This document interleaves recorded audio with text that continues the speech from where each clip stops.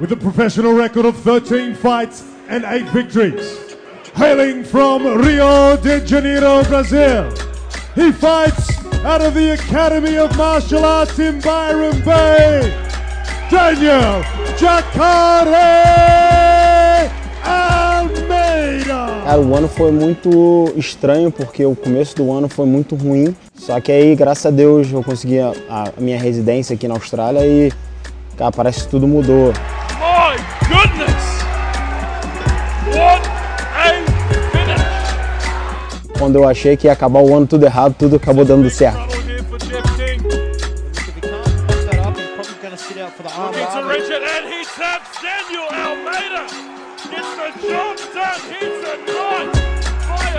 De 115 quilos eu desci para conseguir bater 84 para lutar. Consegui voltar para onde eu sempre gostei, né? Que é o MMA, e voltei a lutar e ganhei 2 lutas.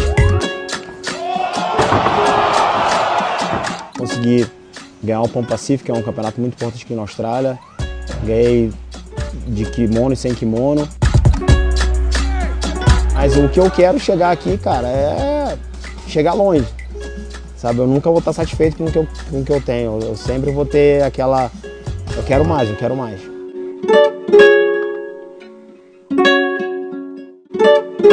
Vim daquele ninho de fera ali da Nova União Bangu.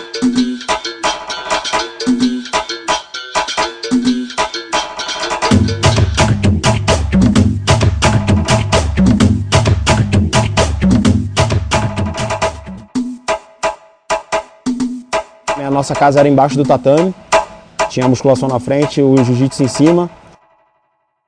Um dos melhores amigos do meu pai foi o cara que praticamente fundou a equipe Nova União, que é o Luiz Hermínio. Eu treinei de 7 aos 8 anos de idade, depois disso eu parei por 5 anos. O grande problema de morar dentro da favela era que as mães e os pais queriam que a gente estudasse ou trabalhasse. Quando a gente falava que ia fazer jiu-jitsu, eles falavam, pô, para de se agarrar com um homem, vai fazer outra coisa. Quando eu voltei para Bangu, a academia não estava nem pronta por 1 ano e eu ia, na real, treinar com o Leonardo Santos, com o Bruno Baixo, com o Ricardo Baixo, André Baixo, mas o Léo Santos era o nosso professor, ele era faixa roxa e já era campeão mundial 2 vezes.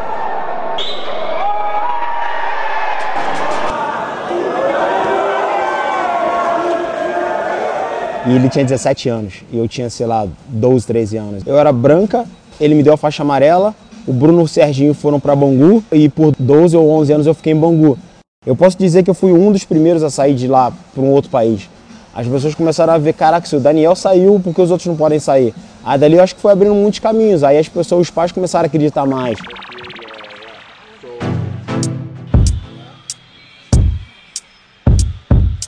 Good morning everyone, nice to see you guys here on a Saturday. My first seminar ever here. I appreciate the opportunity to be here with you guys, sharing a little bit of my knowledge. O Bruno foi me dando algumas faixas, se eu não me engano, até a faixa azul. Eu sempre vi um grande potencial em mim. Ele tem uma genética muito boa, ele é bem atlético, é explosivo, forte, coordenação boa. Então, quando você tem bons atributos físicos, fica mais fácil se tornar um atleta de alto nível, né?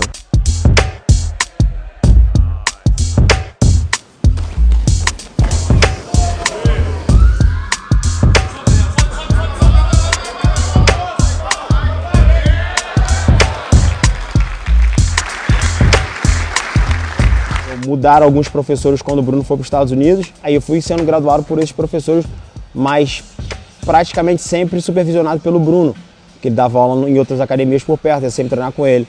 E até o dia que eu ganhei minha faixa preta vindo das mãos do Bruno mesmo. Look how my hip on Daniel's hip as I'm sliding here.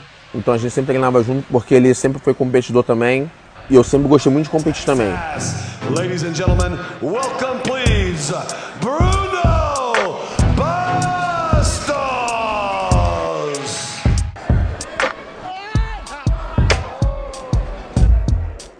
O time da Nova União a gente cresceu sempre lutando, a gente foi um time de competição desde o começo.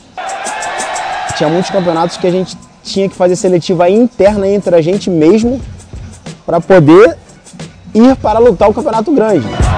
Passar na peneira dentro da academia, se você não passasse, você não podia nem lutar.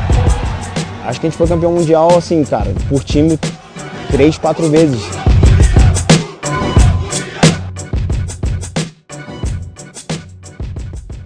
Hoje em dia eu tenho 38 e ele tem 35, mas na época, assim, 17 para 18 e ele 14 para 15, era como se eu fosse assim, um ídolo dele, né? Ele falava, oh não, quero igual o Bruno, quero igual o Bruno.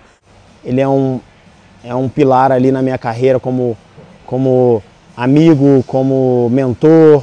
Eu lembro de, pô, quando o pai dele faleceu, que foi um momento muito difícil para ele, e eu tava lá com ele.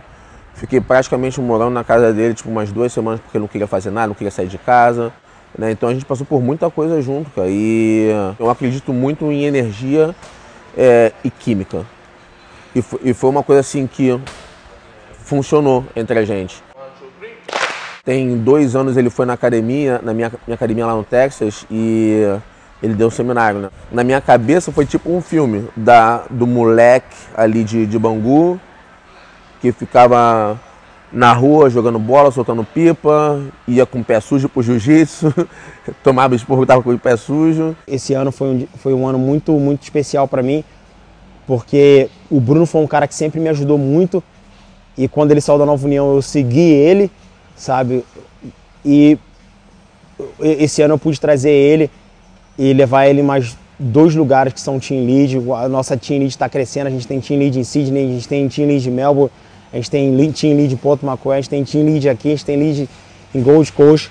So with my right hand, I can have a paper cup pinch here, head control, like knee on back, like whatever. Ver assim o sucesso dele hoje em dia aqui, para mim é motivo de muito orgulho e claro que mexe com a emoção, porque se você não tem emoção, eu acredito que você não seja ser humano. O lema da gente é Live every day to achieve your dreams, né? Viva todo dia para sempre tentar atingir seus sonhos, né? Para mim, dar essa felicidade para ele é mais ou menos tudo que ele deu para mim. So some people oh, he's a gi guy, oh, he's a no gi guy. Me, like personally, I get nervous when I hear that. Because for me, like, you should be a jiu-jitsu person, that's it. Like, doesn't matter if it's a gi or no gi, self-defense, MMA, like what, you're a jiu-jitsu person. Quando ele era faixa marrom, ele tinha muita dúvida assim, com relação ao potencial dele quando era para ganhar dos caras que eram de ponta, né? Ele sempre tinha resultado bom em competições que não era assim, brasileiro, mundial, e aí teve um campeonato brasileiro. O André Galvão era faixa marrom na época também, o Ricardo Demente era faixa marrom, uma galera assim de ponta era faixa marrom na época ainda. Muita gente não se lembra e não fala muito de derrota, né? Mas eu perdi pro Juliano Belguini um dia antes, no absoluto, na minha segunda luta, ou na terceira. Eu ganhei 3 lutas no absoluto, eu acho que perdi para ele na quarta de finais. Na época eu fiz um trabalho psicológico com ele, sem saber o que eu estava fazendo, na verdade, não tinha informação nenhuma, mas com relação a acreditar. Eu me lembro como se fosse nesse dia, não sei se um amigo meu, que é o Fábio, na época estava lá, ele, não sei se ele vai se lembrar quando ele vê isso, mas ele falou, eu cheguei, acabei de lutar, eu acabei de lutar e eu fui para a arquibancada meio triste, quando ele falou comigo, não, tudo tranquilo, eu olhei para a cara dele e falei, amanhã eu vou ganhar do Juliano. Ninguém vai me tirar esse título amanhã. Ganhei do Belguini, fui campeão brasileiro em cima do Belguini de faixa marrom, que era na época um dos melhores na faixa marrom. Eu acredito de verdade que essa competição virou a chave para ele, porque depois disso foi quando começou, aí veio a faixa preta, a transição para MMA e um monte de coisa boa que aconteceu na vida dele até hoje aqui, como vocês estão acompanhando.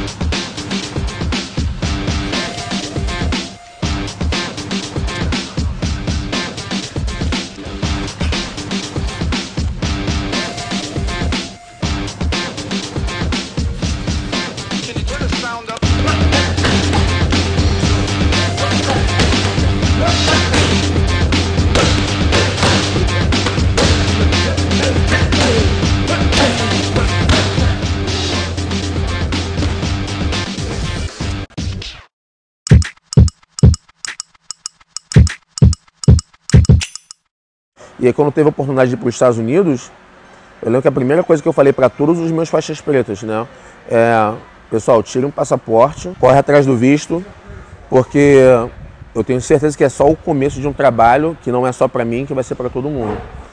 Ele foi um dos únicos que ouviu. Eu estava morando nos Estados Unidos com o professor Bruno. Quando eu viajava, ele assumia a aula, fez algumas lutas lá também, teve a oportunidade de dar seminário.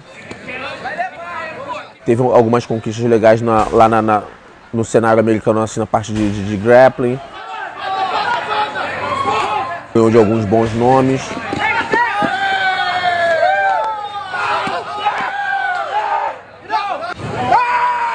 Minha carreira do MMA estava, graças a Deus, indo muito bem. Na época o Strike Force já me chamaram para fazer uma luta, eu não pude por causa do visto. E o Bellator eu estava para entrar no segunda etapa do GP, que era em julho lá.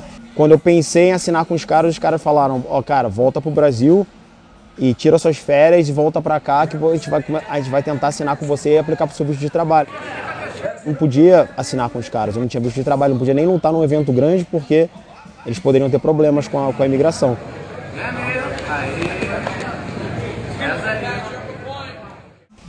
Quando eu voltei para o Brasil, eu voltei para Nova União, treinando com o nosso mestre lá, André Pederneiras, treinando. E ele falou, pô, arrumei uma luta para você. E era com um cara que eu perdi minha segunda luta de MMA, então eu queria ganhar dele. Ele era o número 2 ou 1 do Brasil, estava bem ranqueado no Brasil naquela época. Eu fui lá e ganhei dele. Recebi outra proposta de fazer um reality show, que era Brasil-Canadá. A gente teria que treinar no Brasil, gravar, ir pro Canadá, gravar, lutar no Canadá. E nessa transição, 2 semanas antes da minha luta, eu rompi o ligamento do meu joelho. Só que a gente é brasileiro que não desiste nunca, tá precisando de grana. Cara, eu fui lutar no Canadá com o joelho quebrado.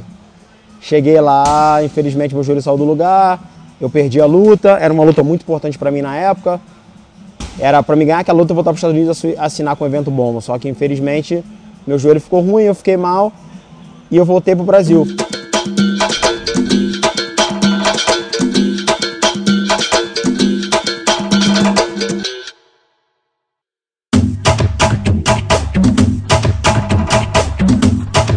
Graças a Deus o Dedé lá, a galera me ajudou a fazer minha cirurgia. Quando eu fiz minha cirurgia, eu tava melhorando, tava no tatame lá conversando com a galera, aí chegou o lance pro Austrália. E essa proposta era pro Master da Nova União, que era o mestre da Nova União, que é o Wendel Alexander. E o Del falou, não, eu não quero largar o Brasil agora. E o Leonardo Santos, falou, Jacaré, tu fala inglês, tu não quer ir não? O Del não quer ir. Assim, no tatame, eu falei, cara, pra onde? Ele, pô, quer ir pra Austrália?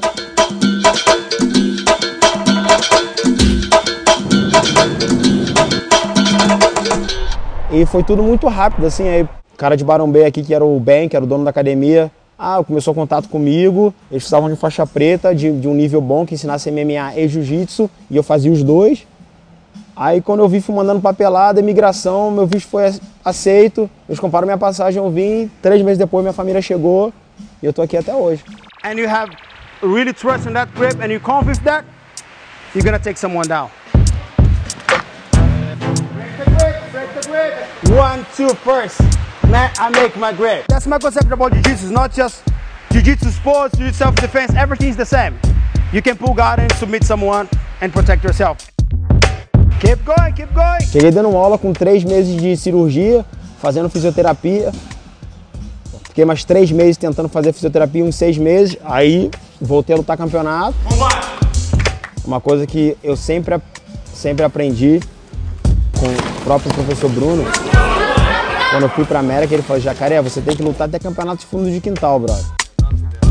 Como que você vai ser conhecido na cidade? Você tem que lutar, brother. Como você vai conhecer num país? Você tem que lutar. Se você estiver dentro de uma academia dando uma aula super boa, até você criar campeões para as pessoas saberem quem é o professor, cara, isso vai demorar anos. Então você tem que botar a cara no campeonato, é onde vai estar todo mundo te olhando. Foi o que eu fiz, eu botei a cara nos campeonatos. Graças a Deus aqui na Austrália, se eu lutei 50 vezes, se eu perdi 5 foi muita. Let's hear, ladies and gentlemen, Graham Falls for his two superb fighters.